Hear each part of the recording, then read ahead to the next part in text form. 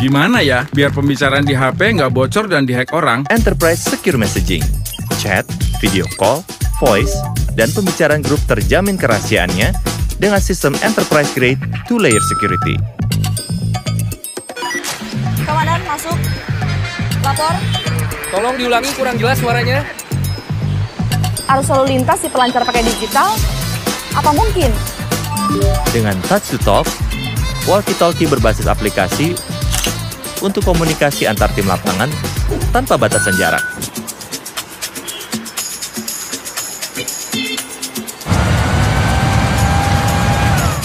Baik Pak, segera ke sana Pak. Bisa nggak ya dapetin notifikasi data geologi langsung di HP? IoT Smart Monitoring Sensors. Data BMKG dari banjir, gempa, gunung berapi bisa diakses mobile. Jadi bisa ditangani cepat dan tepat. Saatnya melesat dengan digital bersama Telkomsel My Business.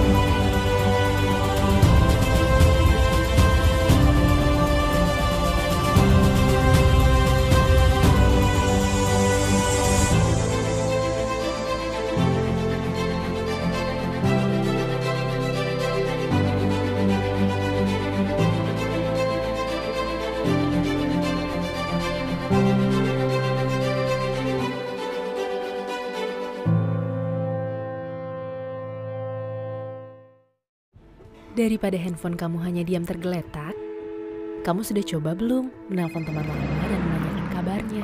Halo Jaya, lagi pusing soal toko. Pernah nggak bantu posting dagangan baru teman kamu? Pernah coba belanja untuk mereka yang penting buat kamu?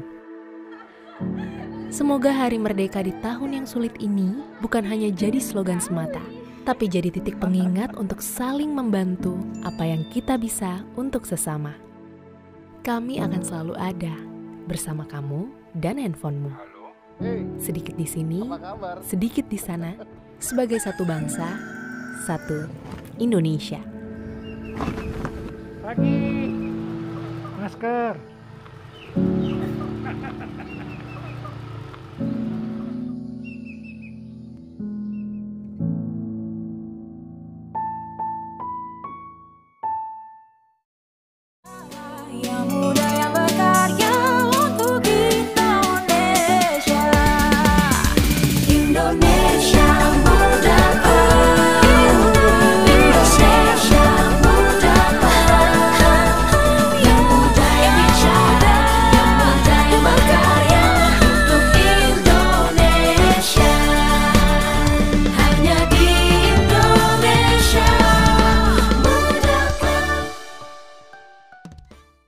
Profesional muda BUMN bisa apa?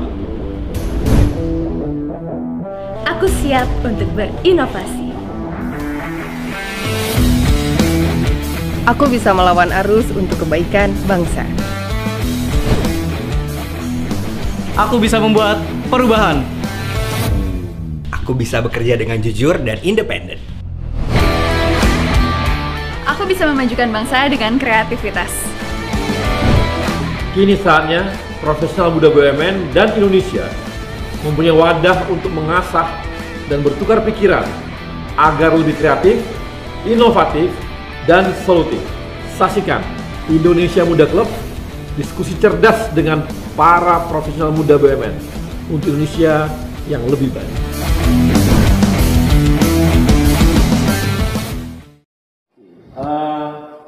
Teman-teman, karyawan di BUMN itu ada sekitar 1 juta orang lebih, ya.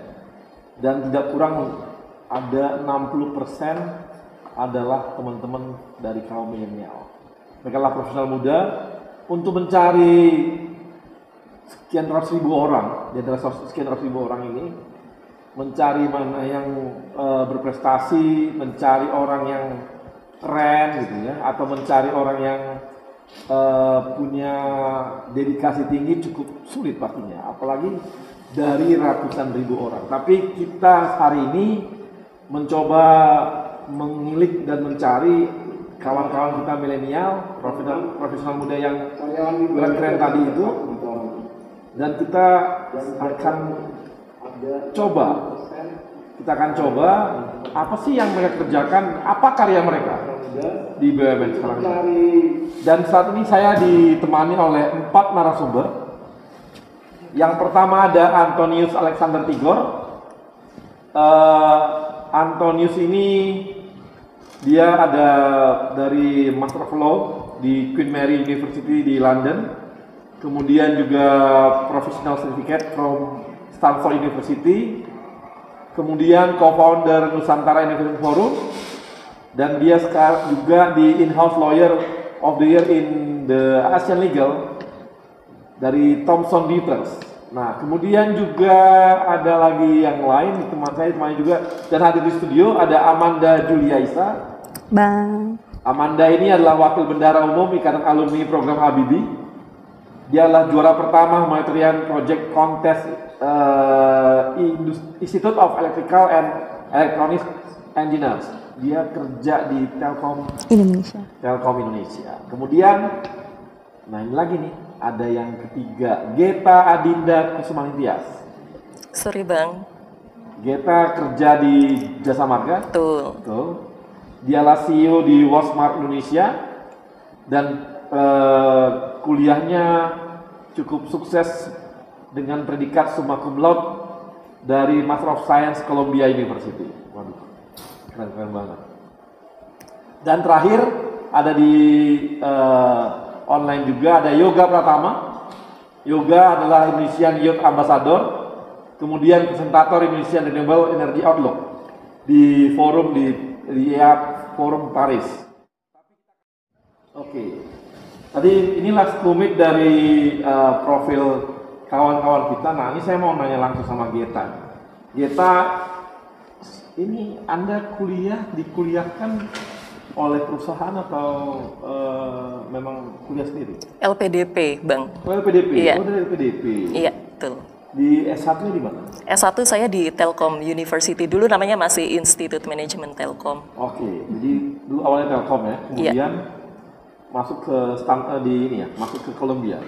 Iya, saya kerja dulu, saya sempat kerja di American Multinational Company, terus saya baru pindah ke Jasa Marga, terus saya cuti belajar. Oke. Baru kamu kok ke Jasa Marga? Jadi saya memang ambil jurusan yang relasinya kuat sama core bisnis Jasa Marga gitu. Oh gitu. Jadi iya. Di jurusan apa di sana? Construction Administration. Kalau di Indonesia familiarnya Project Management atau Construction Management. Oke, jadi larinya ke sana ya. Makanya kamu ke Jasa Marga. Bukan ke perusahaan konstruksi lain. Enggak. Jadi saya memang mau balik ke Jasa Marga. Oh gitu ya. Oke. Iya. Nah, itu pernah tinggal di luar sebelumnya? Belum.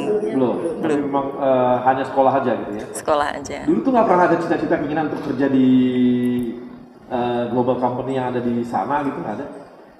Kalau dari LPDP itu mengharuskan kita untuk kembali, wajib. Ya wajib. Kalau nggak wajib? Memang di awal saya sudah semacam taken kontrak dengan Jasa Marga, jadi sebetulnya kalau saya nggak mau taken kontrak juga nggak apa-apa, tapi waktu itu memang saya ambil studi yang memang bisa support bisnis Jasa Marga dan memang udah saya niatkan, jadi saya akan kembali ke Jasa Marga. Jasa Marga. Nah, di Jasa Marga kemarin posisinya langsung bagaimana? Apakah langsung posisi atas, maksudnya di menengah atau dari bawah lagi? Melanjutkan ya, karena saya memang baru balik beberapa bulan yang lalu sih Bang. Oh baru balik. Nah sekarang di Jasa Marga ngerjain apa? Corporate Finance. Tadi dari manajemen project menjadi corporate finance. Iya, kalau di Jasa Marga memang gitu, kita bisa belajar macam-macam gitu. Iya, iya. Tapi kan memang, iya sih. Ya. Kunci dari perusahaan itu sebenarnya di finance. Ya, darahnya kan di finance. Tahu bagaimana sebuah perusahaan sehat nggak sehat ya di finance. Tahu alurnya sehat bagus atau enggak ya finance. Iya, tahu setuju. alur bisnis ya di finance. Iya. Betul nggak? Iya, betul. Karena yang mengalir tuh cuma duit. Kemana uang mengalir ya, dia tahu kemana. Jadi ya ujung-ujungnya lah finance. Iya. Oke. Nah, sementara kalau Amanda ini dulu kuliah S1 di mana? Di Telkom University. Kebetulan ternyata sama, baru tadi ngobrol juga. Oh gitu, satu angkatan gitu?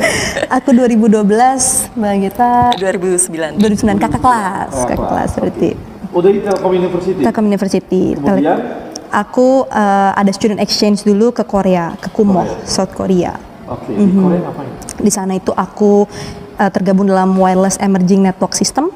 Jadi aku ikut laboratorium exchange di sana. Jadi bisa dibilang selama pembelajaran di sana itu diakumulasi dan dijadikan istilahnya transkrip nilai. Jadi melanjutkan. Jadi waktu itu 3 tahun 3 bulan totalnya kita bisa tetap lulus gitu. Jadi student exchange waktu itu kebetulan aku bisa dibilang perdana tuh waktu itu berangkat. Jadi belum ada programnya. Ucuk-ucuk kebetulan alhamdulillah kampus juga suportif ya.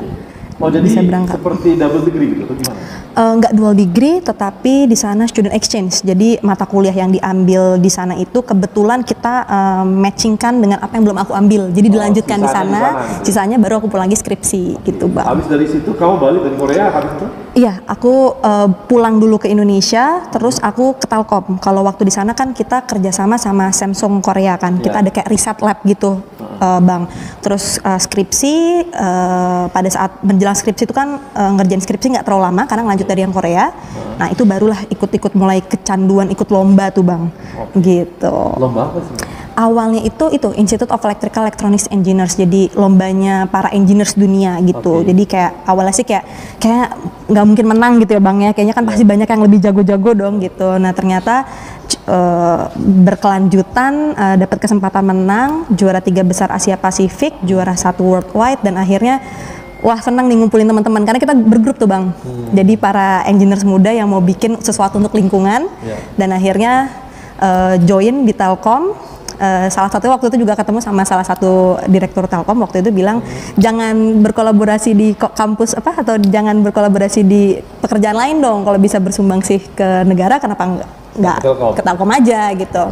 Ya udah, jadi aku dapat banyak coaching, wah menarik kayaknya, udah aku tertarik untuk join di Telkom dan akhirnya lanjut sampai sekarang. Nggak pingin kemana di Korea gitu? Kebetulan nggak diperbolehkan juga Bang waktu itu sama orang tua, jadi memang kembali ke Indonesia harus. Orang tuanya nggak bolehin? Nggak bolehin, katanya belum nikah nggak boleh dulu Bang keluar, takut dipinang orang luar katanya. Kan nggak asik tuh ketemu cowok-cowok Korea. Iya baik-baik banget Bang, sumpah Bang. Baik-baik. Ya mirip-mirip kayak di film-film Korea gitu, sempet lah gitu deket-deket punya pacar. Semua wajahnya nggak? Iya, wanita-wanitanya Bang, semuanya Bang, operasian semua Bang, itu juga takut Bang. Ntar pada saat laki-lakinya keluar totonya operasian kan bahaya Bang, jadi suka gitu ya? Agak sulit juga. Makanya kadang-kadang orang menikah harus anaknya agak lain. Betul Bang, takut, khawatir Pak, oe kok beda kayak bapaknya. Aduh. Jadi beruntunglah cowok-cowok Indonesia, ternyata cowok-cowok Indonesia, cewek-cewek Indonesia masih lebih suka dengan cowok Indonesia daripada cowok-cowok Korea yang ganteng-ganteng itu, karena mereka semua dioperasi sementara kita asli. Banyak yang dioperasi, banyak. Di sini banyak yang asli. Maksudnya yang asli ya? Di sana enggak ya? Di sana banyak juga yang tidak asli gitu Bang. Ya? Bahaya nanti kalau jangan-jangan setiap ulang tahun ganti wajah deh. Harusnya takut ya Bang. Setiap 17 tahun kalau temen sekamar aku tuh yang wanita itu hadiah baru. Jadi hidungnya baru. Wah, aduh asik banget ya, telinga baru, hidung baru, hidungnya Bang, bibir baru, mata baru gitu. Kebetulan temen wanitaku tapi yang gitu ya? Temen asrama kan kita sama satu dorm sama wanita. Makin cantik dulu tiap tahun. Cantik banget. Tiap tahun tak? Makin tiap tahun cantik gitu. Minder Bang. Aduh. Minder berat. Untungnya nanti usia 40 dia meleleh.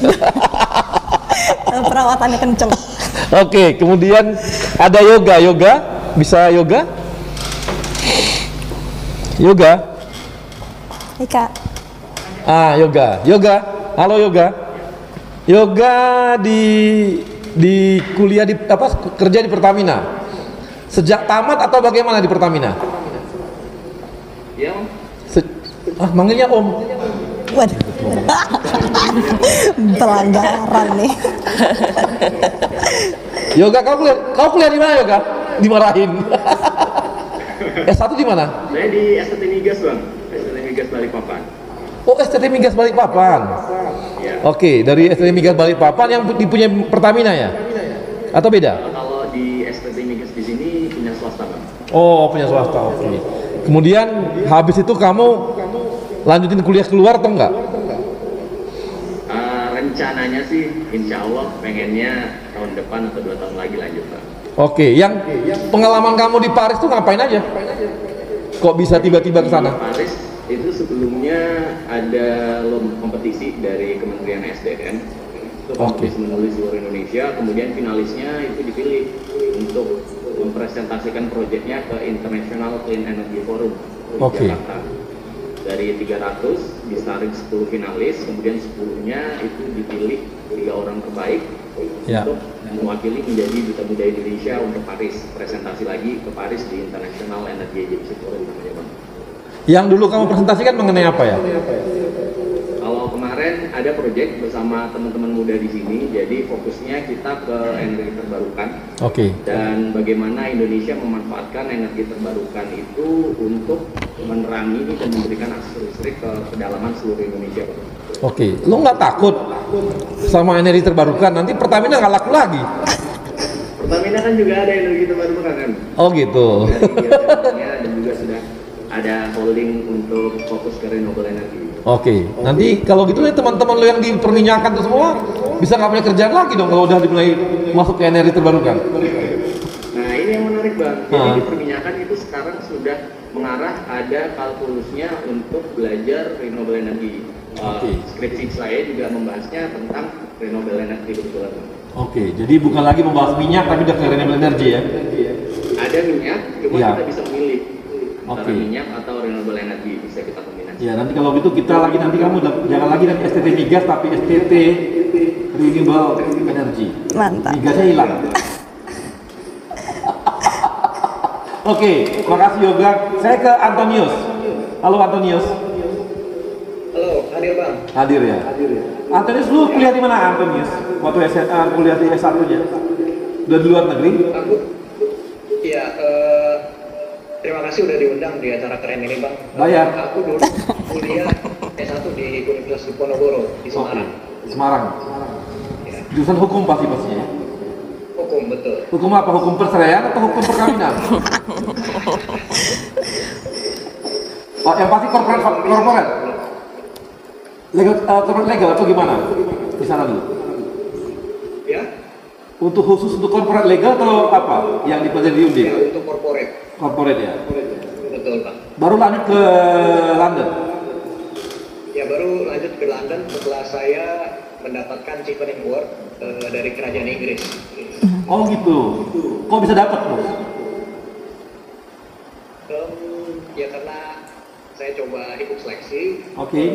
Kebetulan seleksinya itu untuk seluruh negara di dunia, ada 167 negara di dunia yang mendapatkan skema Chevening Award. Saya wakil dari Indonesia untuk dapat Chevening Award tersebut. Jadi wakil dari Indonesia. Kemudian dilanjutkan ke Queen's Mary ya di sana. Queen Mary University of London. Betul. Itu beasiswa atau bagaimana dari sana? Iya, beasiswa full dari kerajaan Inggris, Pak. Itu pendidikan dan juga biaya hidup. Sampai biaya hidup. Bawa istri? Ya. Bawa istri? Bawa istri juga? Bawa. Jadi berarti ini dong full beasiswanya full banget kalau gitu ya, termasuk full family. Kemudian kamu ke Stanfordnya ini aja, hanya ke Stanfordnya gimana? Ya itu course aja. Kursusnya. Professional certificate. Oke. Lebih kepada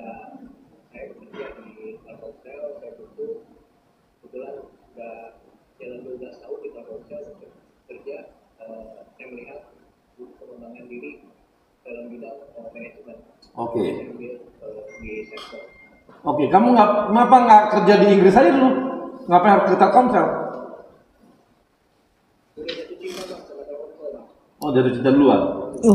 Jatuh cinta sama cewek Telkomsel atau jatuh cinta sama Telkomselnya? Oh, sama Telkomselnya. Oke, makasih Antonius. Kita kawan-kawan tadi demikian tadi sekilas apa yang telah mereka kerjakan, apa prestasi mereka. Nanti kita akan bahas lebih jauh dan lebih mengulik lagi apa saja yang telah mereka lakukan di masing-masing BUMN-nya, data di perusahaannya, dan apa sih yang mereka karya-karya mereka yang ada di masing-masing BUMN-nya. Dan kita akan bahas setelah yang satu ini. Gimana ya biar pembicaraan di HP nggak bocor dan dihack orang? Enterprise Secure Messaging, chat, video call, voice, dan pembicaraan grup terjamin kerahasiaannya dengan sistem enterprise grade 2-layer security. Komandan, masuk. Lapor. Tolong diulangi, kurang jelas suaranya. Arus lalu lintas dipelancar pakai digital? Apa mungkin? Dengan touch to talk, walkie-talkie berbasis aplikasi untuk komunikasi antar tim lapangan tanpa batasan jarak.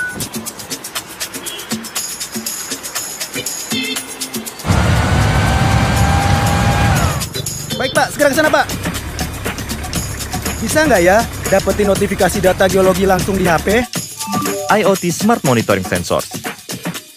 Data BMKG dari banjir, gempa, gunung berapi bisa diakses mobile. Jadi bisa ditangani cepat dan tepat. Saatnya melesat dengan digital bersama Telkomsel My Business.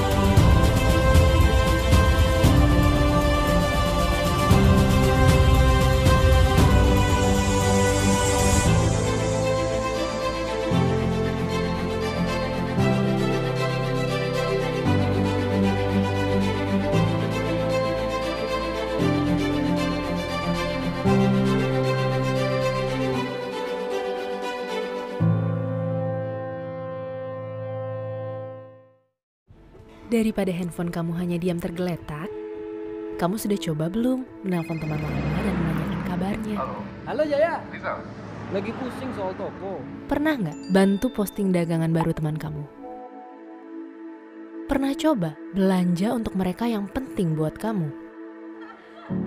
Semoga Hari Merdeka di tahun yang sulit ini bukan hanya jadi slogan semata, tapi jadi titik pengingat untuk saling membantu apa yang kita bisa untuk sesama. Kami akan selalu ada bersama kamu dan handphonemu. Sedikit di sini, sedikit di sana, sebagai satu bangsa, satu Indonesia. Pagi, masker.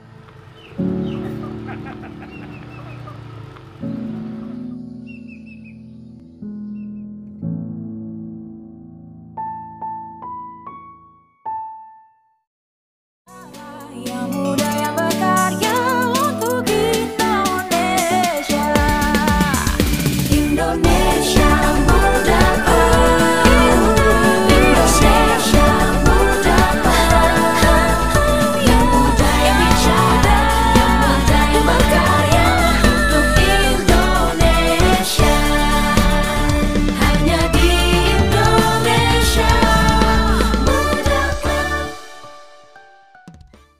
Oke. Profesor Muda, kita kembali di Indonesia Muda Club. Kita akan ada 2 penanya. Yang pertama silakan, siapa? Idam. Ya, Idam. Halo Idam.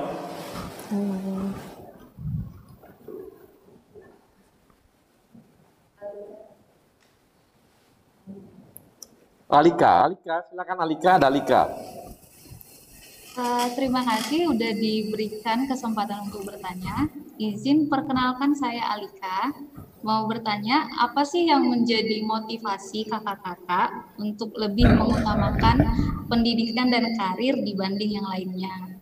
Dan kapan kakak-kakak itu mulai sadar kalau pendidikan itu dan karir emang benar-benar penting? Oke, sekarang saya udah ya. Nah, ini bisa langsung Geta.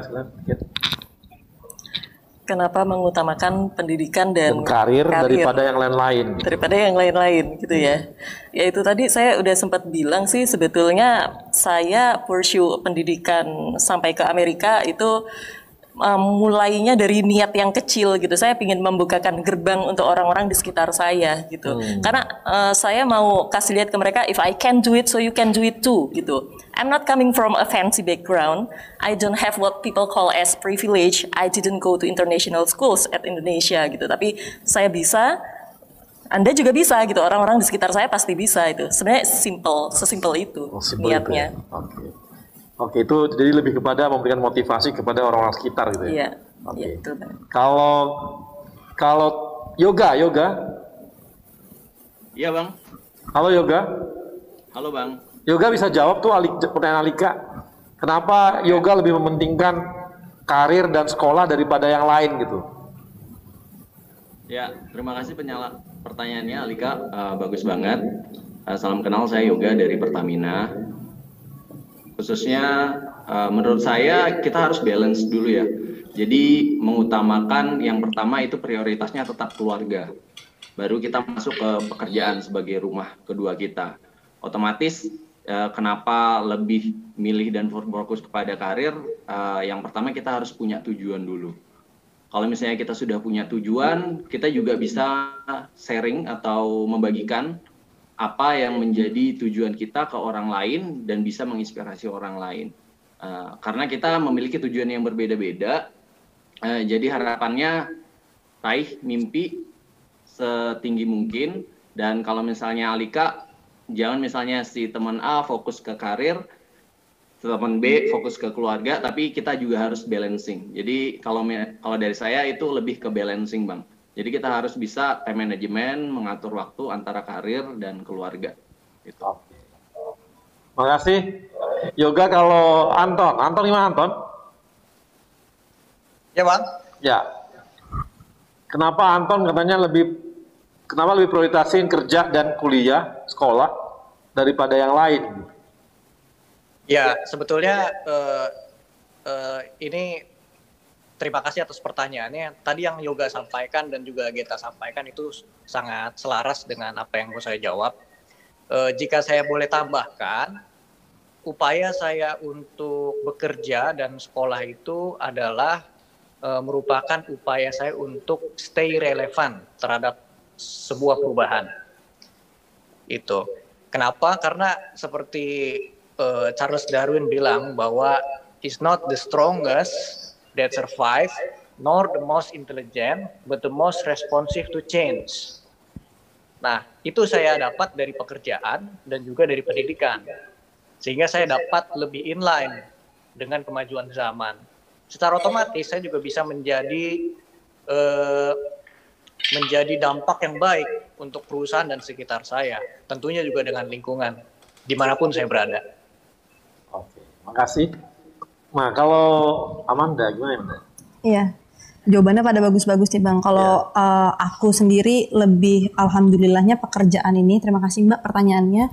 Untuk aku sendiri lebih melihat kebetulan pekerjaan yang aku lakukan sekarang ini sesuai dengan minat aku gitu, Women in Tech, Ladies in Technology. Makanya kita saling berkumpul nih. Jadi after office biasanya justru kita malah kumpul bareng nih sama teman-teman BUMN, sama teman-teman sesama kolega lah ya gitu. Jadi bisa dibilang nggak kerasa tuh Bang, nggak kerasa kayak cuman kerja doang gitu Bang. Jadi bahasan-bahasan tadi tentang data-data tadi lah, jadi wah kayak kesannya regulasi-regulasi. Nah itu kita bahas biasanya jadi obrolan after office. Jadi menurut aku bisa dibilang kebetulan priority utamanya pastinya untuk memberikan sumbangsih terbaik bagi sekitar ya kan, baik itu bagi keluarga, perusahaan ataupun masyarakat. Tetapi kebetulan sekali sejalan dengan apa yang disuka, dan kebetulan di lingkungannya itu teman-teman BUMN ini mostly 60% anak-anak generasi milenial ya. Kita after office juga ngomonginnya itu jadi kerasa kayak nongkrong, have fun bareng, tapi ngomonginnya juga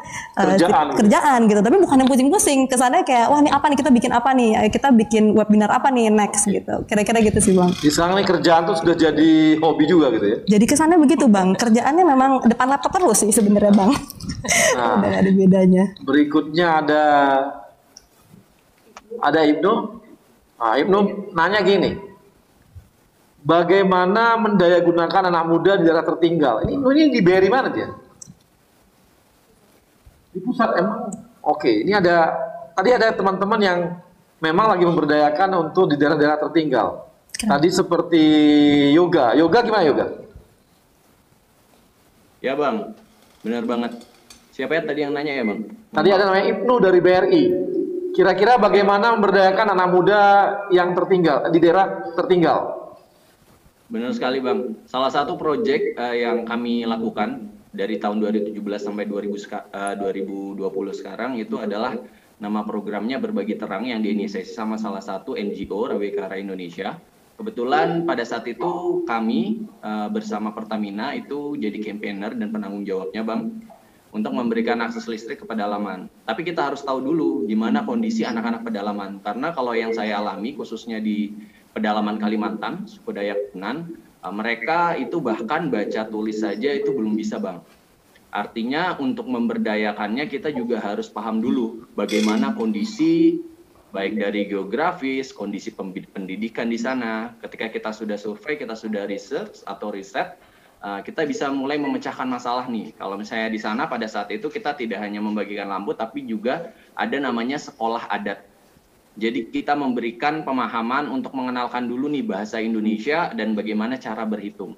Otomatis ketika mereka masuk ke dunia luar, misalnya paling luar ke kotanya, kalau misalnya di Kalimantan Utara itu kota Tarakan, mereka tidak gampang dibodohi atau paham mengenai cara berhitung dan cara membaca.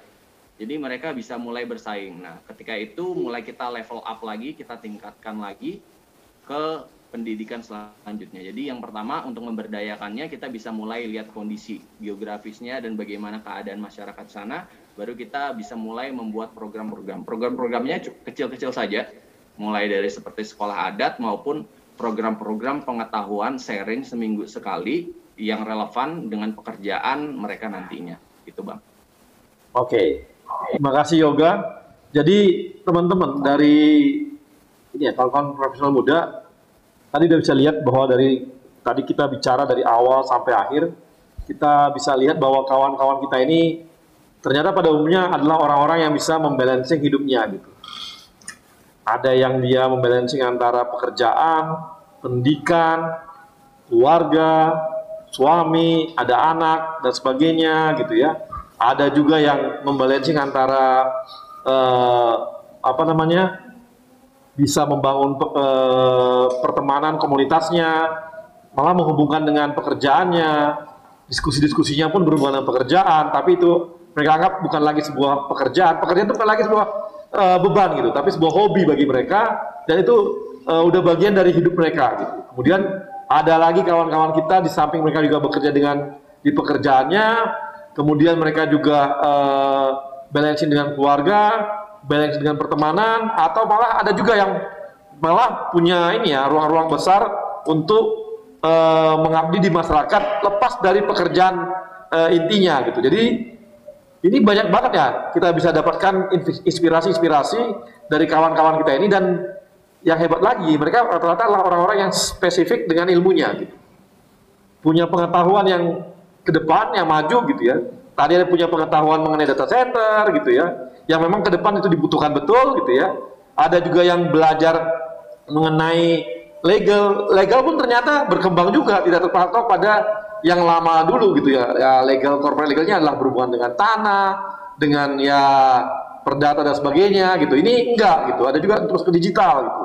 Tadi ada juga yang berhubungan dengan renewable energy gitu ya, atau juga dengan finance, tapi finance-nya berpikir untuk proyek lebih besar, tidak hanya melihat dari satu sisi sebagai finance itu, tapi melihat dari perkembangan wilayah dan hubungannya seperti perkembangan sebuah infrastruktur gitu. Ini adalah hal-hal yang menarik yang kita dapatkan dari kawan-kawan kita milenial hari ini, dan saya merasa tidak rugi untuk mengundang mereka karena banyak sekali inspirasi yang kita dapatkan dari kawan-kawan kita ini. Dan untuk itu saya juga mengucapkan terima kasih kepada sponsor kita, Telkomsel, Jasa Marga, Kereta Api Indonesia, Aspindo, dan tidak lupa kepada Yayasan BUMN. Dan kepada teman-teman Fresh Muda, tetap semangat, kita akan terus berkembang, BUMN akan mengalami sebuah proses transformasi. Pak Menteri kita, Pak Erick Thohir, mempunyai sebuah kerangka besar membangun BUMN, dan kalau kawan-kawan tetap melihat perkembangan di Indonesia Muda Club, kawan-kawan akan bisa melihat juga apa sebenarnya visi misinya Pak Erick Thohir menjabat sebagai menteri dan mengembangkan BUMN dalam mentransformasikan BUMN-nya. Dan kita akan ketemu lagi setelah nantinya Indonesia Muda Club di episode berikutnya. Dan tetap bersama saya, Arya Sinulinga. Gimana ya biar pembicaraan di HP nggak bocor dan dihack orang? Enterprise Secure Messaging, chat, video call, voice, dan pembicaraan grup terjamin kerahasiaannya dengan sistem enterprise grade 2-layer security.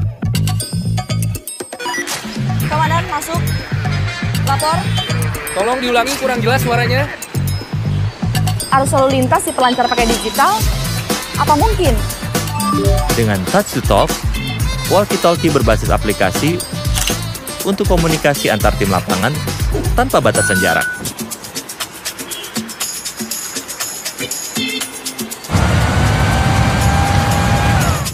Baik Pak, segera ke sana Pak. Bisa nggak ya dapetin notifikasi data geologi langsung di HP? IoT Smart Monitoring Sensors. Data BMKG dari banjir, gempa, gunung berapi bisa diakses mobile. Jadi bisa ditangani cepat dan tepat. Saatnya melesat dengan digital bersama Telkomsel My Business.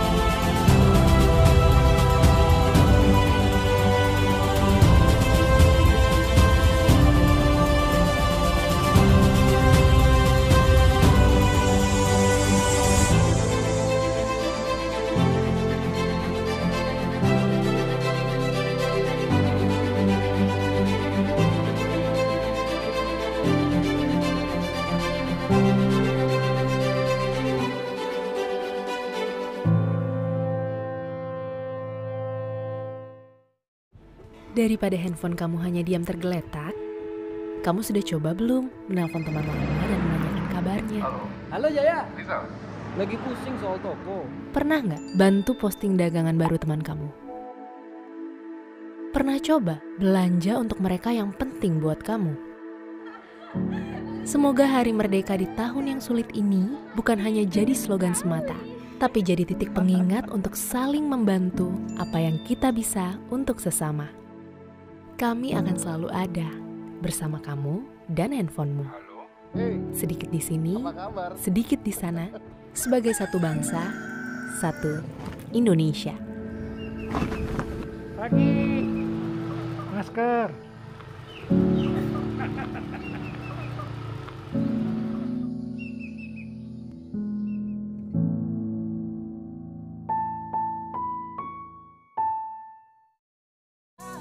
Yang muda yang berkarya untuk Indonesia. Indonesia muda. Indonesia muda. Yang muda yang bicara, yang muda yang berkarya untuk Indonesia. Hanya di Indonesia muda. Ya. Profesional muda, kita kembali lagi di Indonesia Muda Club dan saya mau ngobrol-ngobrol sama Geta nih. Get, ada sesuatu yang kamu bawa ke perusahaan kamu saat ini dari apa yang ada kamu capai di luar negeri? Kalau sejauh ini karena saya baru balik ya, Baru itu balik ya? tadi yang saya cerita saya baru sharing aja nih, Iya. sharing ke teman-teman tentang project management gitu kan, perbandingan project management di negara maju, Iya. terus apa yang bisa kita adopsi di Indonesia, apa yang bisa kita improve di sini gitu. Sama ya kalau saya sih sebenarnya my journey starts from such a simple wish sebenarnya Pak. Saya itu ke Amerika karena memang dari saya pingin sekolah ke luar negeri, tapi di satu sisi saya juga mikir saya seorang ibu, saya punya anak gitu Udah kan. punya anak? Udah punya anak. Udah banget, wajahnya masih muda banget. Iya. Udah punya anak berapa? Satu. Dari? Iya. Kenapa? Ya, nggak apa-apa. Dari satu suami. Ya, jadi saya seorang ibu, saya seorang istri, saya seorang kakak, adik, saudara, teman dari banyak orang gitu. Jadi saya keinginannya sekolah di Amerika itu sebetulnya pingin membukakan gerbang untuk mereka gitu. Saya pingin orang-orang di sekitar saya itu termotivasi, terinspirasi, terus mendapatkan informasi yang penting gitu. Nah, di Jasa Marga sendiri kamu dikasih ruang nggak sama manajemennya? Berani nggak dia jawabnya? Dengan apa yang kamu terima ilmu di luar, bawa ke ini, dikasih ruang nggak untuk sharing atau apa gitu? Iya, jadi sharing itu memang difasilitasi oleh Jasa Marga. Oke. Jadi ada webinar. Oh, dikasih ruang memangnya sama mereka ya? Iya. Manajemennya terbuka banget dong gitu ya? Iya, betul. Sangat terbuka untuk itu ya? Iya. Ya, mudah-mudahan. Sekarang usia berapa? Saya usia, saya lupa umur saya berapa ya? Gak dilarang ya nanya? 2 sekian. 2 sekian? 21. 20 sekian. Oh gitu? Iya. Oh, muda sekali. Ini Pak Erik lagi nyari-nyari direktur loh. Direksi muda perempuan. Wah. Berani tarung nggak? Di endorse. Berapa ya? Oke, makasih. Geta, saya ke Antonius. Anton? Ya Bang. Nah, Ton, kalau di Telkomsel kamu dikasih ruang besar nggak oleh kawan-kawan di Telkomsel untuk apa yang kamu dapat di luar negeri itu bisa kamu terapkan di perusahaan gitu? Karena banyak sekali perusahaan-perusahaan tidak memanfaatkan semaksimal mungkin apa yang talenta yang ada yang dimiliki oleh kawan-kawan gitu. Ya, saya cukup bersyukur karena para senior leaders di Telkomsel itu mampu melihat talenta yang ada dari luar gitu ya, Pak. Nah, saya diakomodir apa yang passion saya. Jadi saya banyak sekali dilibatkan dalam proyek-proyek strategis di Telkomsel maupun proyek-proyek yang kritikal sehingga secara langsung ilmu saya juga jadi terpakai gitu. Oke, jadi artinya ruangnya dikasih betul ya. Untuk sharing, untuk yang muda-muda atau yang senior-senior dikasih ruang juga nggak? Ya, betul, dikasih juga. Yang anak baru juga, yang junior juga semua dikasih. Jadi dikasih ruang betul oleh kawan-kawan Telkomsel ya. Nah, betul. Ada hal yang udah kamu terapkan nggak dari apa yang di ilmu kamu? Tadi sudah ya, yang mengatakan bahwa ilmu mengenai khususnya digital legal itu bisa kamu terapkan di Telkomsel gitu ya? Iya. Jadi saya khususnya saya menerapkan perlindungan data, prinsip-prinsip perlindungan data di perusahaan saya terapkan juga. Lalu kita juga membantu menjadi mitra strategis untuk para bisnis unit di Telkomsel. Oke. Nah, di Telkomsel sendiri yang seperti kamu khusus untuk digital legalnya banyak nggak? Nah itu baru saya, Pak. Oh, baru kamu. Iya. Nah, ini peluang bagi orang-orang yang orang legal di BUMN. Ternyata di Telkomsel baru 1 orang. Berarti ini karirnya untuk bisa naik cepat, bisa besar nih. Karena cuma 1 orang kan. Mau nggak mau cuma si Anton aja nih dikasih gaji besar. Ton, gaji kamu berapa, Ton? Enggak, nggak perlu jawab. Amin. Nggak, akhirnya ada peluang-peluang besar ya, ada peluang-peluang bahwa kemampuan kita melihat tadi ya seperti tadi legal banyak, corporate legal banyak juga, tapi ternyata ada ruang yaitu namanya digital legal gitu, dan ini cukup menarik gitu, dan ternyata cuma 1 orang doang yang ambil di sana di Telkomsel sekarang, artinya ruangnya makin banyak dong ya, terbuka besar dong. Iya. Di Indonesia udah banyak nggak yang seperti kamu, Ton?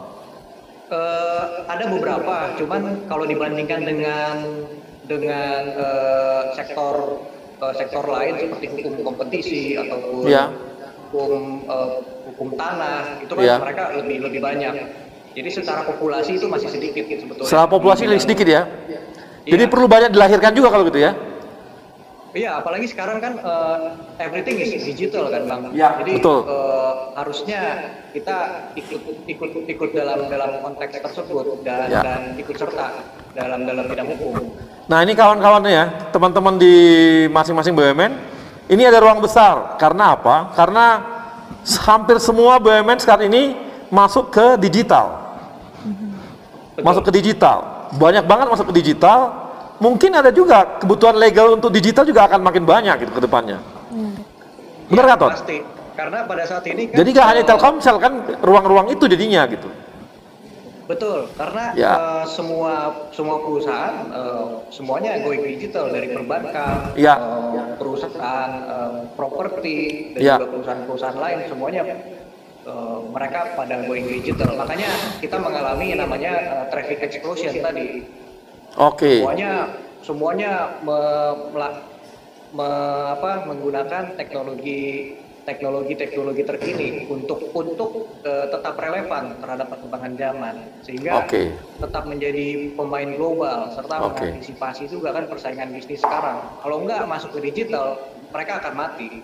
Ini artinya apa? Perbankan sendiri pun yang begitu besar gitu ya, BUMN kita, Bank Mandiri mungkin, atau BRI atau BTN yang masuk digital, mau nggak mau memang butuh juga orang legal digital nih, digital legal yang memang, dan sangat jarang. Ada ruang besar nih bagi kawan-kawan BUMN yang sekarang ini kerja di legal, ambil S2-nya digital legal aja, seperti Anton. Tanya aja sama Anton, ada di mana aja bisa kuliah yang cepat sehingga bisa nambah ilmu dan memberi ruang besar pada kawan-kawan. Oke, Ton, makasih. Yoga. Ya, Yoga. Nah, Yoga sekarang tadi kan ngomong di hulu ya, di produksi Pertamina gitu ya. Dan memang tadi kuliah fokus ke renewable energy. Nah, ini untuk kamu mengimplementasikan ataupun memberi ruang atau juga hal-hal yang berhubungan dengan renewable energy di Pertamina, di luar dari komunitas ada nggak yang kamu perjuangkan supaya kamu bisa berperan di sana gitu?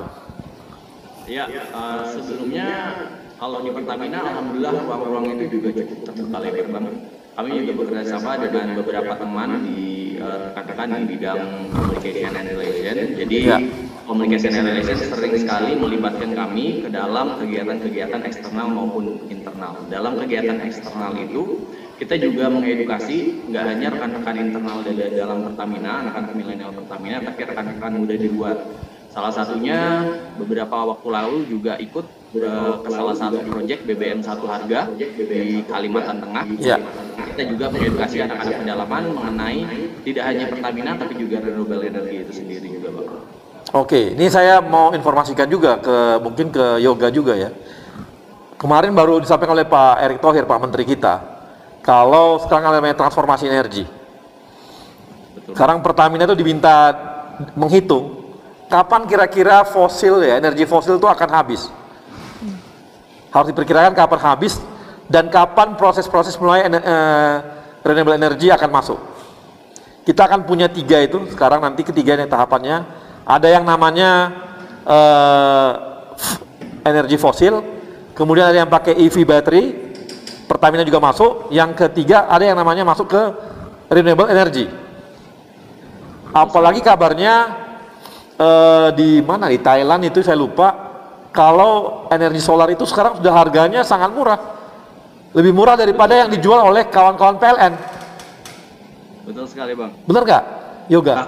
Bahkan pada saat saya ke Paris itu juga mengunjungi salah satu perusahaan, kalau di sana disebut BUMN-nya juga, namanya itu EDF atau bahasa Prancisnya Electricité de France.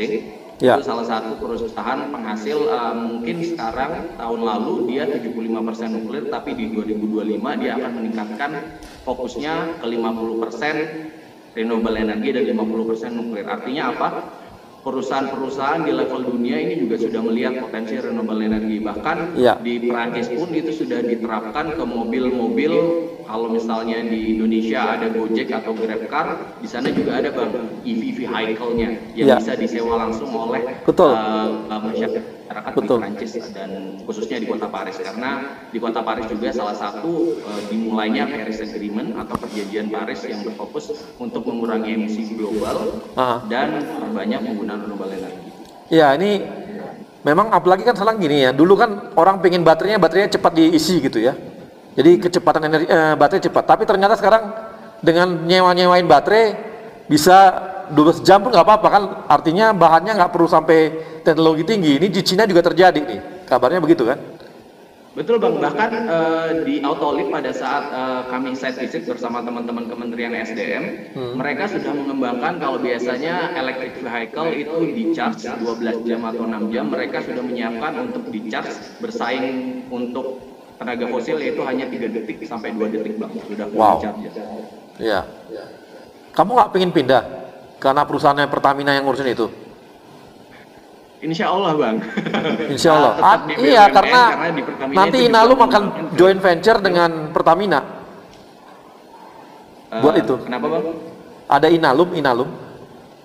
Oh iya. Main ID akan joint venture dengan Pertamina bikin EV battery tadi gitu. Betul Bang. Kamu minta pindah aja sekarang, cepet-cepet. Iya. Yok, kamu minta pindah aja sama bos kamu. Pindah ke renewable energy gitu. Atau ke EV battery. Daripada di migas mulu. Iya Bang, betul Bang. Insya Allah Bang. Karena di Pertamina juga sudah dibentuk holding untuk salah satu di holding renewable energy Bang. Itu juga salah satu fokusnya ke Pertamina untuk mengembangkan renewable energy khususnya di Indonesia. Ya, ini juga bagi teman-teman di Pertamina atau yang lainnya atau di PLN, ruang kita sangat besar untuk masuk ke renewable energy dan EV battery sekarang ini. Dan ini peluangnya untuk anak-anak muda BUMN untuk masuk ke sana juga. Karena ini membutuhkan orang-orang yang paham atau juga orang-orang yang mau bekerja. Ini kawan-kawan milenial yang bisa masuk. Karena ini kabarnya kita sudah bekerja sama dengan China dan Korea untuk membuat EV battery. Sementara untuk renewable energy ada tambahan lagi nantinya gitu. Ini kan ruang-ruang besar yang bisa dikerjakan dan dikejar oleh kawan-kawan, tidak terjebak pada pekerjaan yang ada sekarang gitu. Karena kita akan berpindah ke renewable energy dan ke EV battery. Dan akan melupakan energi fosil, kan lebih sehat dan lebih bagus gitu. Ya nggak, Yoga? Nanti saya minta ngomong sama bos kamu deh, supaya kamu dipindahkan. Lu kok saya ngomong ya? Sorry Yok, ini bercanda doang nih. Oke, nah ini dengan Amanda ini nah ini tadi ada hubungannya juga nggak sih? Ada Humanitarian Project Contest, ada. Jadi kebetulan Humanitarian Project Contest itu kita bangun untuk di rural area Bang, rural area waktu itu di Pulau Mapor. Lalu yang kedua kita bikin di Wonogiri gitu Pak, waktu pada saat di sana kita bikin wireless sensor network. Nah wireless sensor network itu pilot project, jadi kita membantu para nelayan bagaimana kira-kira melihat presisi waktu itu kira-kira yang banyak ikan itu di mana gitu. Nah itu pakai digital image processing saat itu, karena waktu itu aku ngambil penjurusan tentang image processing, tentang signaling. Jadi di telekomunikasi ada network, transmisi dan juga signaling. Aku ambil di signaling. Lalu di sana menarik tuh untuk di develop bareng, dan kebetulan di rural area ya pastinya tadi ya energinya terbatas gitu, makanya kita pakai panel surya, dan di setiap proyek kita bikin inisiasinya itu adalah selalu ada panel suryanya Bang, karena bisa dibilang kebutuhan listrik di setiap masyarakat itu pastinya masih sangat amat dibutuhkan, dan pada saat di sana kita bawakan panel suryanya, kita bikin approach untuk wireless sensor networknya, jadi menarik sebenarnya. Tetapi kalau untuk sampai pengumpulan data belum tuh, sampai kita encourage tarik data untuk masuk ke cloud dan sedemikian rupa belum, karena waktu awal pilot project. Dan mungkin ya menariknya belajar apa yang bisa ditarik ke Indonesia adalah pada saat kita harus mempresentkan di depan 120 negara begitu kan. Kita mempresentkan project kita di sana ada teman-teman Oxford, Harvard, pastinya kan dari top university di Amerika, dan kita dari Indonesia nih ceritanya nih, negara berkembang nun jauh di sana ceritanya gitu. Jadi pada saat kita punya keberanian nih untuk present, dan akhirnya bermanfaatnya itu adalah pada saat dihadapkan kemarin, kita tahun lalu ikut di Indonesia Data Center Cloud Summit. Waktu itu kebetulan banget ada satu slot speaker kosong Bang. Jadi satu untuk director, yang satu lagi slot speaker kosong untuk approach digital marketingnya gitu. Ya udah disuruh present Bang. Nah kebayangkan kalau misalnya aku belum pernah present gitu, kita di depan banyak negara begitu, di depan banyak global player. Nah di sana alhamdulillah dikasih kesempatan untuk untuk present tentang bagaimana kekuatan data center dan infrastruktur di Telkom, bagaimana kita punya rencana hyperscale data center saat itu, dan sampai akhirnya tahun ini akan diadakan secara virtual. Jadi banyak belajar bisa dibilang yang dibawa ke Indonesia bukan hanya ilmu secara teknologinya, mungkin kalau dibilang teknologinya di negara maju pastinya kita banyak belajar, tetapi yang pastinya didapatkan dari BUMN itu adalah kesempatan untuk diberikan panggung nih. Silahkan berperan, silahkan berkreativitas. Jadi mungkin itu yang menariknya Bang. Jadi nggak salah ternyata pulang ke Indonesia dan berkarir di sini gitu Bang. Nah kalau untuk Telkom sendiri, untuk renewable energy kemungkinannya ada juga dong ya untuk itu? Pastinya ada beberapa yang saat ini kok untuk power ya, ada PUI-nya. Jadi setiap kali untuk data center begitu Bang, memang ada angka-angka tertentu yang memang harus di-approach untuk sebagai standarnya. Jadi green data center begitu Bang. Jadi ada sebuah teknis angka yang memang harus dapatkan agar dapat sertifikat green data center, karena itu lagi menarik banget juga buat mereka. Saya nggak mau data centernya belum green energy nih gitu.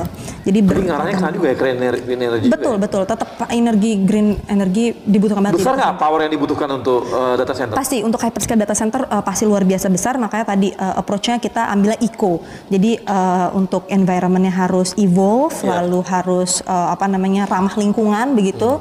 Jadi ada konsep eco yang memang konsep yang memang harus ditanamkan di data center itu.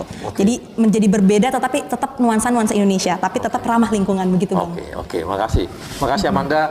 Ini adalah, coba deh dengerin dari tadi semua itu kawan-kawan kita ini cukup spesifik apa yang mereka punya, menarik betul apa yang mereka punya, dan memberikan inspirasi juga apa sih yang mau kita kerjakan ke depan gitu ya.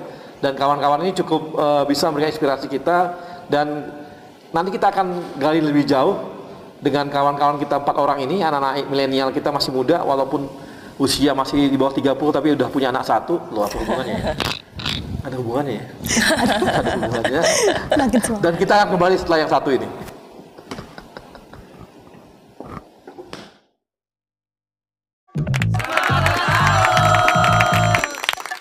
Gimana ya biar pembicaraan di HP nggak bocor dan dihack orang? Enterprise Secure Messaging, chat, video call, voice, dan pembicaraan grup terjamin kerahasiaannya dengan sistem enterprise grade 2-layer security. Komandan masuk, lapor. Tolong diulangi, kurang jelas suaranya. arus lalu lintas dipelancar pakai digital? Apa mungkin? Dengan Touch to Talk, walkie-talkie berbasis aplikasi untuk komunikasi antar tim lapangan tanpa batasan jarak.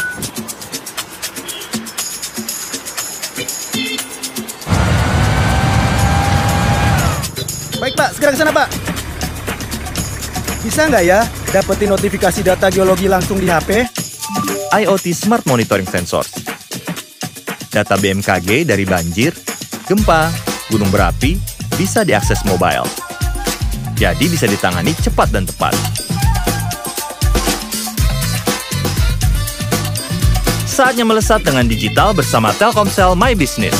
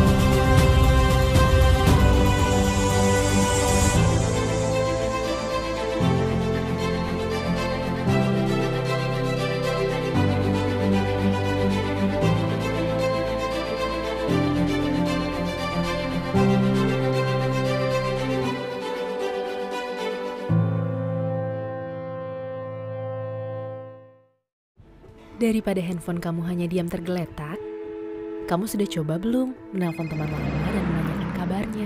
Halo Jaya. Lagi pusing soal toko. Pernah nggak bantu posting dagangan baru teman kamu? Pernah coba belanja untuk mereka yang penting buat kamu? Semoga Hari Merdeka di tahun yang sulit ini bukan hanya jadi slogan semata, tapi jadi titik pengingat untuk saling membantu apa yang kita bisa untuk sesama. Kami akan selalu ada bersama kamu dan handphonemu. Sedikit di sini, sedikit di sana, sebagai satu bangsa, satu Indonesia. Pagi, masker.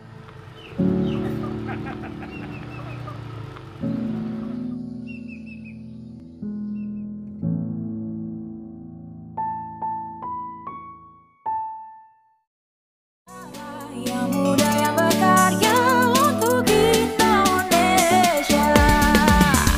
Indonesia muda. Indonesia muda. Yang muda yang bicara, yang muda yang berkarya untuk Indonesia. Hanya di Indonesia muda. Oke, Profesor Muda, kita kembali di Indonesia Muda Club. Kita akan ada dua penanya. Yang pertama silakan, siapa? Idam. Ya, Idam. Halo Idam.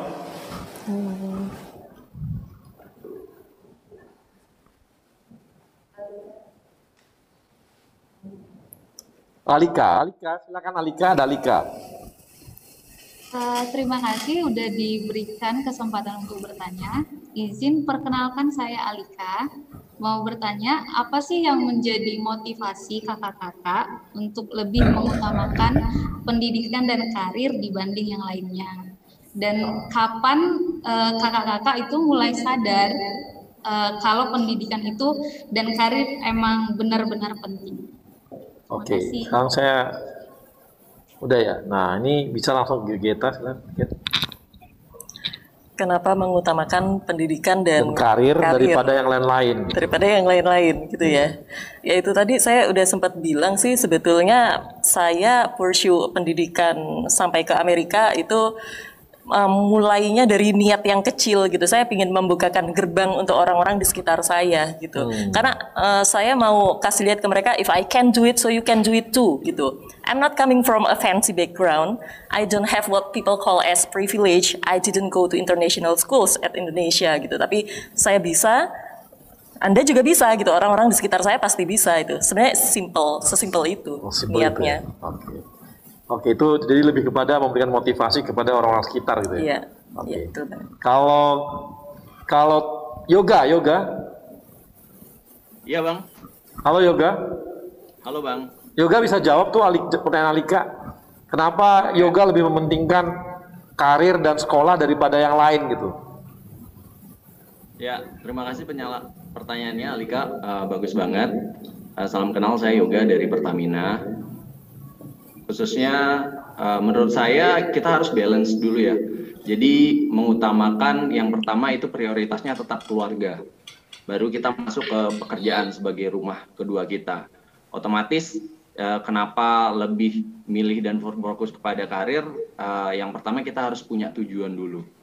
Kalau misalnya kita sudah punya tujuan, kita juga bisa sharing atau membagikan apa yang menjadi tujuan kita ke orang lain dan bisa menginspirasi orang lain. Karena kita memiliki tujuan yang berbeda-beda, jadi harapannya raih mimpi setinggi mungkin. Dan kalau misalnya Alika, jangan misalnya si teman A fokus ke karir, teman B fokus ke keluarga, tapi kita juga harus balancing. Jadi kalau dari saya itu lebih ke balancing bang. Jadi kita harus bisa time management, mengatur waktu antara karir dan keluarga. Gitu. Makasih. Yoga kalau Anton gimana Anton? Ya bang. Ya. Kenapa Anton katanya lebih prioritasin kerja dan kuliah, sekolah daripada yang lain? Ya sebetulnya ini terima kasih atas pertanyaannya. Tadi yang Yoga sampaikan dan juga Geta sampaikan itu sangat selaras dengan apa yang mau saya jawab. Jika saya boleh tambahkan, upaya saya untuk bekerja dan sekolah itu adalah merupakan upaya saya untuk stay relevan terhadap sebuah perubahan. Itu. Kenapa? Karena seperti Charles Darwin bilang bahwa is not the strongest that survive, nor the most intelligent, but the most responsive to change. Nah, itu saya dapat dari pekerjaan dan juga dari pendidikan. Sehingga saya dapat lebih inline dengan kemajuan zaman. Secara otomatis saya juga bisa menjadi dampak yang baik untuk perusahaan dan sekitar saya. Tentunya juga dengan lingkungan, dimanapun saya berada. Oke, makasih. Nah, kalau Amanda gimana? Iya, jawabannya pada bagus-bagus nih Bang. Kalau aku sendiri lebih alhamdulillahnya pekerjaan ini, terima kasih Mbak pertanyaannya. Untuk aku sendiri lebih melihat kebetulan pekerjaan yang aku lakukan sekarang ini sesuai dengan minat aku gitu, Women in Tech, Ladies in Technology. Makanya kita saling berkumpul nih. Jadi after office biasanya justru kita malah kumpul bareng nih sama teman-teman BUMN, sama teman-teman sesama kolega lah ya gitu. Jadi bisa dibilang nggak kerasa tuh Bang, nggak kerasa kayak cuman kerja doang gitu Bang. Jadi bahasan-bahasan tadi tentang data-data tadi lah. Jadi wah kayak kesannya regulasi-regulasi. Nah itu kita bahas biasanya jadi obrolan after office. Jadi menurut aku bisa dibilang kebetulan priority utamanya pastinya untuk memberikan sumbangsih terbaik bagi sekitar ya kan. Baik itu bagi keluarga, perusahaan ataupun masyarakat. Tetapi kebetulan sekali sejalan dengan apa yang disuka. Dan kebetulan di lingkungannya itu teman-teman BUMN ini mostly 60% anak-anak generasi milenial ya. Kita after office juga ngomonginnya itu jadi kerasa kayak nongkrong, have fun bareng tapi ngomonginnya juga kerjaan gitu. Tapi bukan yang pusing-pusing, kesannya kayak wah ini apa nih, kita bikin apa nih, kita bikin webinar apa nih next gitu. Kira-kira gitu sih Bang. Di sekarang nih kerjaan tuh sudah jadi hobi juga gitu ya. Jadi kesannya begitu Bang. Kerjaannya memang depan laptop terus sih sebenarnya Bang. Nah, udah gak ada bedanya. Berikutnya ada Ada Ibnu? Nah, Ibnu nanya gini, bagaimana mendayagunakan anak muda di daerah tertinggal? Ini di BRI mana dia? Di pusat emang? Oke, ini tadi ada teman-teman yang memang lagi memberdayakan untuk di daerah-daerah tertinggal. Tadi seperti Yoga gimana Yoga? Ya Bang, benar banget. Siapa ya tadi yang nanya ya Bang? Tadi ada namanya Ibnu dari BRI. Kira-kira bagaimana memberdayakan anak muda yang tertinggal, di daerah tertinggal? Benar sekali Bang. Salah satu proyek yang kami lakukan dari tahun 2017 sampai 2020 sekarang itu adalah nama programnya Berbagi Terang yang diinisiasi sama salah satu NGO Rawekara Indonesia. Kebetulan pada saat itu kami bersama Pertamina itu jadi campaigner dan penanggung jawabnya Bang untuk memberikan akses listrik ke pedalaman. Tapi kita harus tahu dulu gimana kondisi anak-anak pedalaman. Karena kalau yang saya alami khususnya di pedalaman Kalimantan, suku Dayak Punan, mereka itu bahkan baca tulis saja itu belum bisa Bang. Artinya untuk memberdayakannya kita juga harus paham dulu bagaimana kondisi baik dari geografis, kondisi pendidikan di sana. Ketika kita sudah survei, kita sudah research atau riset, kita bisa mulai memecahkan masalah nih. Kalau misalnya di sana pada saat itu kita tidak hanya membagikan lampu, tapi juga ada namanya sekolah adat. Jadi kita memberikan pemahaman untuk mengenalkan dulu nih bahasa Indonesia dan bagaimana cara berhitung. Otomatis ketika mereka masuk ke dunia luar, misalnya paling luar ke kotanya, kalau misalnya di Kalimantan Utara itu kota Tarakan, mereka tidak gampang dibodohi atau paham mengenai cara berhitung dan cara membaca. Jadi mereka bisa mulai bersaing. Nah, ketika itu mulai kita level up lagi, kita tingkatkan lagi ke pendidikan selanjutnya. Jadi yang pertama untuk memberdayakannya kita bisa mulai lihat kondisi geografisnya dan bagaimana keadaan masyarakat sana, baru kita bisa mulai membuat program-program. Program-programnya kecil-kecil saja, mulai dari seperti sekolah adat maupun program-program pengetahuan sharing seminggu sekali yang relevan dengan pekerjaan mereka nantinya. Gitu Bang. Oke. Terima kasih Yoga. Jadi teman-teman dari ini ya, kawan-kawan profesional muda, tadi udah bisa lihat bahwa dari tadi kita bicara dari awal sampai akhir, kita bisa lihat bahwa kawan-kawan kita ini ternyata pada umumnya adalah orang-orang yang bisa membalancing hidupnya gitu. Ada yang dia membalancing antara pekerjaan, pendidikan, keluarga, suami, ada anak dan sebagainya gitu ya. Ada juga yang membalancing antara bisa membangun pertemanan komunitasnya, malah menghubungkan dengan pekerjaannya, diskusi-diskusinya pun berhubungan dengan pekerjaan, tapi itu mereka anggap bukan lagi sebuah pekerjaan itu bukan lagi sebuah beban gitu, tapi sebuah hobi bagi mereka, dan itu udah bagian dari hidup mereka gitu. Kemudian ada lagi kawan-kawan kita di samping mereka juga bekerja di pekerjaannya, kemudian mereka juga balancing dengan keluarga, balance dengan pertemanan, atau malah ada juga yang malah punya ruang-ruang besar untuk mengabdi di masyarakat lepas dari pekerjaan intinya gitu. Jadi ini banyak banget ya kita bisa dapatkan inspirasi dari kawan-kawan kita ini, dan yang hebat lagi mereka rata-rata adalah orang-orang yang spesifik dengan ilmunya gitu. Punya pengetahuan yang ke depan yang maju gitu ya. Tadi ada punya pengetahuan mengenai data center gitu ya, yang memang ke depan itu dibutuhkan betul gitu ya. Ada juga yang belajar mengenai legal pun ternyata berkembang juga, tidak terpatok pada yang lama dulu gitu ya. Ya legal, corporate legalnya adalah berhubungan dengan tanah, dengan ya perdata dan sebagainya gitu. Ini enggak gitu. Ada juga terus ke digital gitu.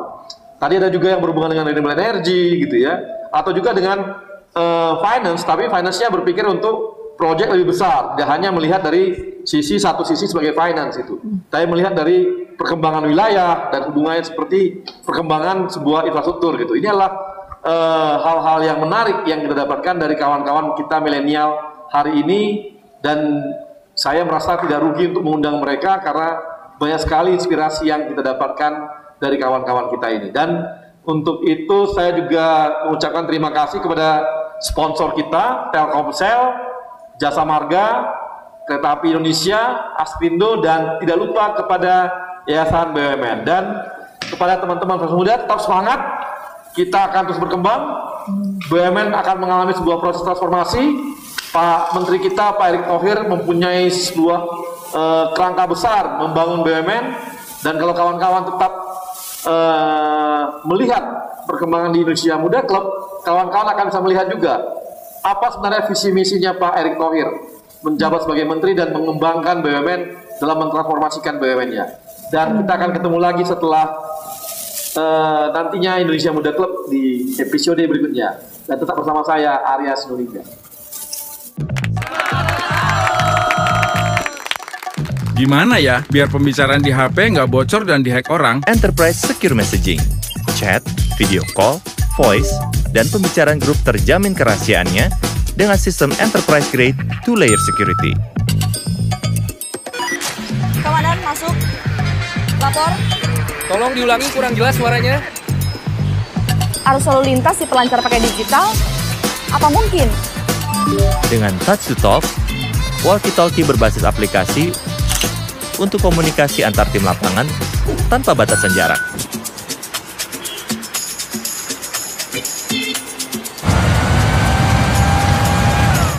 Baik Pak, segera ke sana Pak. Bisa nggak ya dapetin notifikasi data geologi langsung di HP? IoT Smart Monitoring Sensors. Data BMKG dari banjir, gempa, gunung berapi bisa diakses mobile. Jadi bisa ditangani cepat dan tepat. Saatnya melesat dengan digital bersama Telkomsel My Business.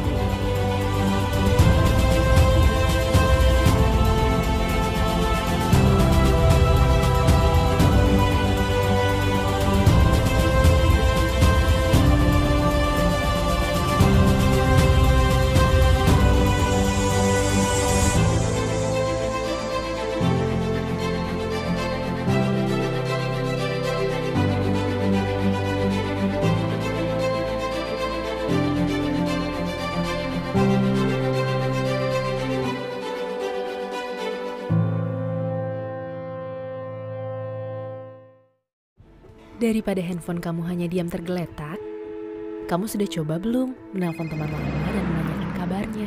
Halo Jaya, lagi pusing soal toko. Pernah nggak bantu posting dagangan baru teman kamu? Pernah coba belanja untuk mereka yang penting buat kamu? Semoga Hari Merdeka di tahun yang sulit ini bukan hanya jadi slogan semata, tapi jadi titik pengingat untuk saling membantu apa yang kita bisa untuk sesama. Kami akan selalu ada bersama kamu dan handphonemu. Sedikit di sini, sedikit di sana, sebagai satu bangsa, satu Indonesia. Pagi, masker.